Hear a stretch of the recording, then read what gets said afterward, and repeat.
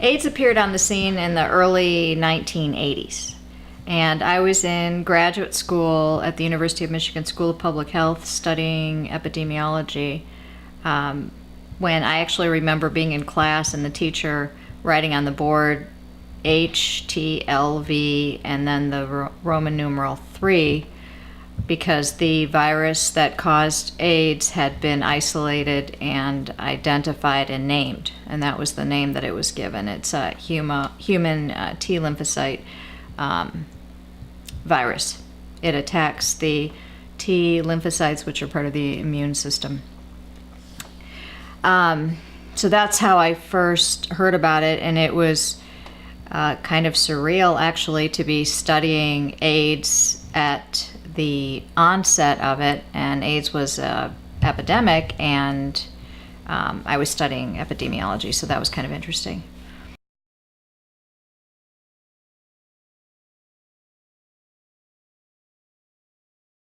I think the one thing that really struck me about the whole AIDS epidemic was the reaction in general, the population reaction to that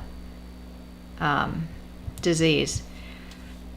Specifically, the amount of fear and discrimination that was elicited by that disease being in the news and being prevalent.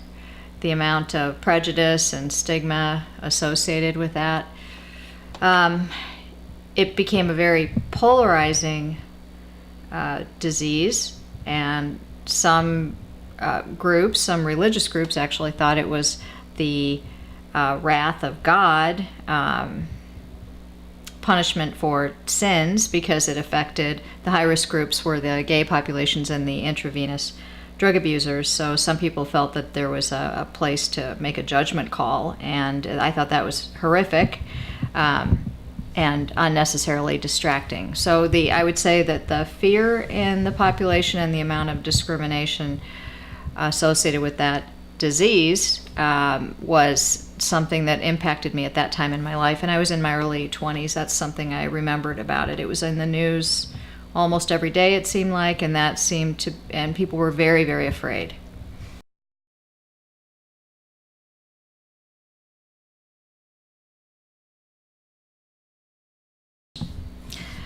Well, after I finished my graduate program, I ended up going on to medical school, and I completed a residency in obstetrics and gynecology. So I became an obstetrician gynecologist, and about 15 to 20 years after that first time that I learned about the HTLV-3 virus, I was actually in a situation where I needed to operate on a patient that was HIV positive.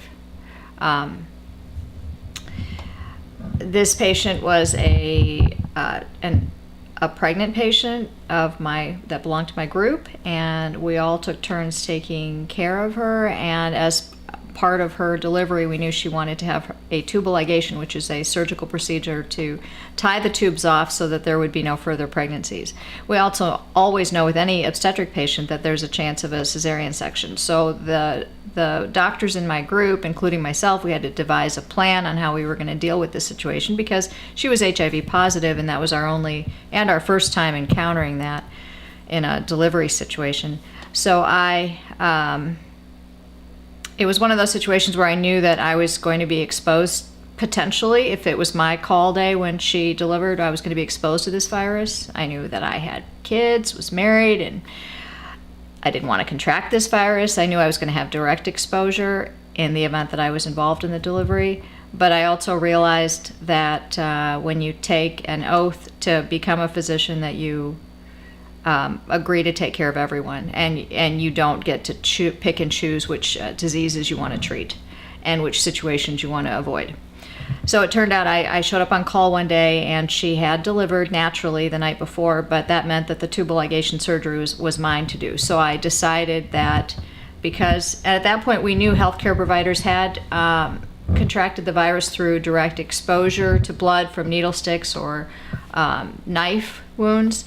So I decided that the way I would run the operating room that day would be that if anyone was going to get the exposure or contract the virus, it would be me. and it wouldn't be anybody that I was working with. So I had the scrub nurse, I told them not to pass any instruments to me, that I would retrieve my own instruments, I would put them back on the tray. I was going to be the only one handling sharps. And I also triple gloved that day, which limited my dexterity a little bit, but I usually double gloved and it wasn't that much worse. I had a visor protecting my eyes and I had everybody in the room protected. And I was very careful, as I would be in any surgery, but maybe a little bit more careful because I also had to handle my own instruments. That was the decision I made at the beginning of the surgery. The surgery went perfectly. There were no problems, but it was one of those situations where I had to think about how to keep everybody safe, including myself, how to be fair to the patient. There was no way I wasn't going to do that. It was my responsibility. But that was a situation where I was actually in direct contact with the HIV virus. The HTLV3 name was eventually changed to HIV. So that was the first time that I had direct contact, I would say, with a chance of actually contracting the virus myself.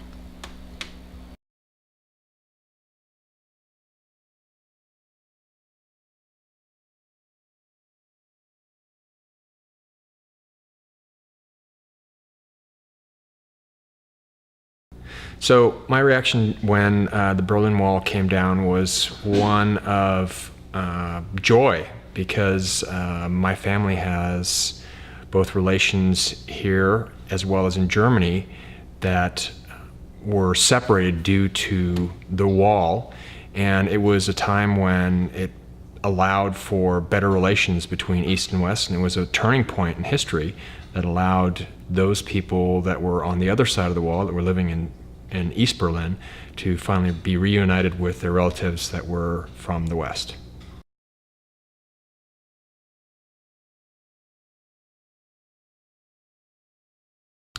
So the initial reaction, of course, to the wall coming down was one of celebration and joy. It did take some time before those West Germans that were receiving all these Eastern family members back into the mix in terms of the consequences.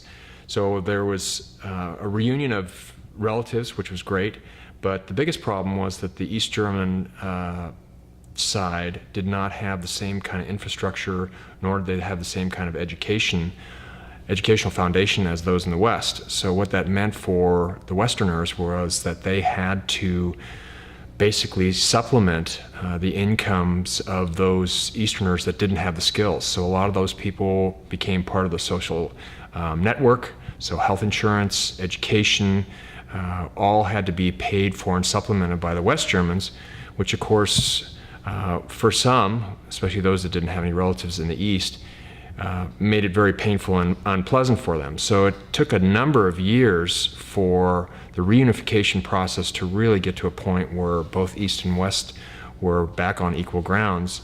And then once you look to east part of Berlin, a lot of the infrastructure had not been kept up like it had been in the West. So there were a lot of costs that were incurred there. So whether we're talking about construction projects for buildings or renovations for buildings, road work, plumbing, electrical, all those kind of things that the West had just naturally taken for granted, because those were costs that the taxes were paying for. But in the East, those were not the priority of the Russian-held East Bloc. So those consequences were less than pleasurable for the West because of their tax base.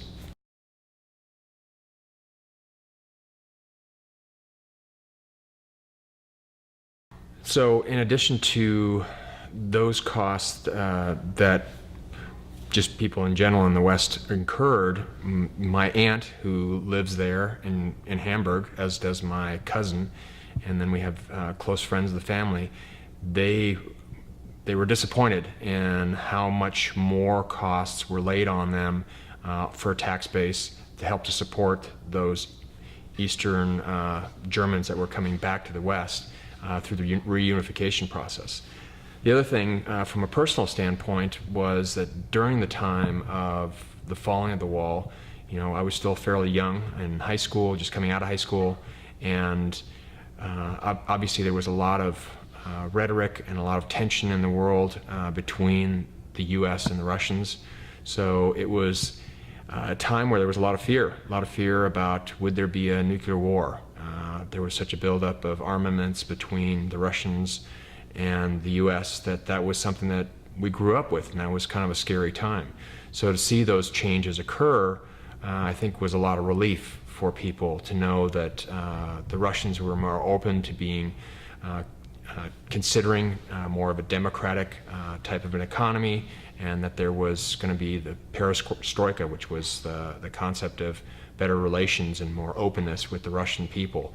So I think for those of us that experienced the falling of the wall, this was a turning point, and it was a time where I think people were very relieved, because obviously when you have two superpowers that have that kind of nuclear armament, that's pretty scary to live through. So nowadays I don't feel that that is as big of a concern as it is with other issues that we have in the planet.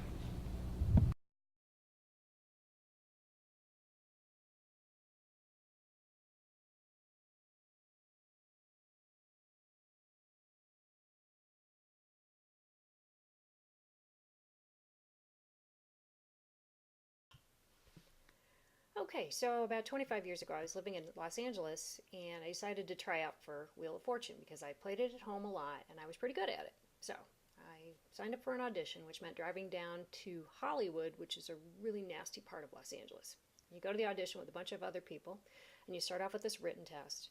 And if you make it through the written test, which was pretty easy, then you go on to play this mock game, and then that's where they're going to pick out who's going to be on the show. And so for this mock game, you pretty much set aside all of your dignity and you act like a lunatic with the clapping and the smiling and yelling, big money, big money. It was just. Anyway, so I made it on the show after that. So then I had to sit around and wait to get the call that, okay, your turn's coming up. You can be on the show. So I got the call after waiting several weeks, and I went to be on the show. And what they tell you is, they give you tell you what to do. They say the cardinal rule is don't swear. Okay, so then we're taping it, and during the introduction portion of the show, and Pat comes to me and he goes, "Okay, Ann, so you're a such and such," and I said, "Damn straight, Pat." After that, the show went okay. I won a few thousand and some parting gifts. I didn't do as well as I hoped, mainly because they introduced this new puzzle that day, and it just really threw me for a loop. It was the before and after puzzle, which makes no sense at all, and it's really contrived and stupid. I pretty much stopped watching the show after that, and that's my story about Wheel of Fortune.